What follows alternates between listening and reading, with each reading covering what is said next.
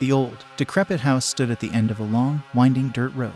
Its windows were boarded up and the paint on the walls was chipped and peeling. The roof was missing several shingles and the chimney was crumbling. The yard was overgrown with weeds and the gate to the fence surrounding the property hung off its hinges, despite its obvious state of disrepair. There was something intriguing about the house. It was as if it held secrets and secrets within secrets. Many of the townspeople whispered about its dark history and the ghost stories that surrounded it. But no one dared to step foot inside. That is, until a group of friends, eager for a thrill, decided to explore the house. They had heard the rumors and were determined to uncover the truth. As they made their way inside, they felt a chill run down their spine. The floorboards creaked beneath their feet and the air was thick with the musty smell of decay. Cobwebs clung to the walls and ceiling, and the only light came from the small flashlight they had brought with them. As they ventured deeper into the house, they stumbled upon a room that seemed to be untouched by time.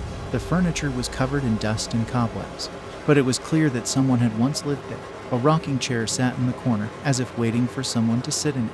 The fireplace was cold and empty, but the ashes were still there. It was as if the room was frozen in time, waiting for someone to come back and bring it back to life.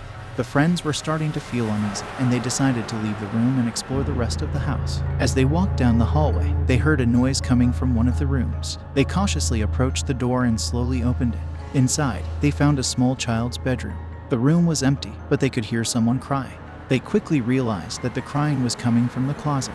They opened the door and found a little girl huddled in the corner, her face streaked with tears. She was dressed in a nightgown that was torn and dirty. She looked up at them with wide, frightened eyes. She was clearly terrified, and the friends quickly realized that she was a ghost. They tried to comfort her, but she was too afraid to speak. They could only hold her and try to calm her. As they held her, they felt a cold breeze pass through the room, and they knew that someone or something was watching them. The friends knew they had to get out of the house. They quickly gathered their things and headed for the door. As they stepped outside, they looked back at the house. It was dark and foreboding, and they knew that they would never forget the ghost they had encountered inside. They never spoke of their experience again, but they all knew that the house held a dark secret and that the ghost of the little girl was still trapped inside. They also knew that they were the only ones that had ever seen her, and they would never forget the haunted house and the little ghost girl who lived there.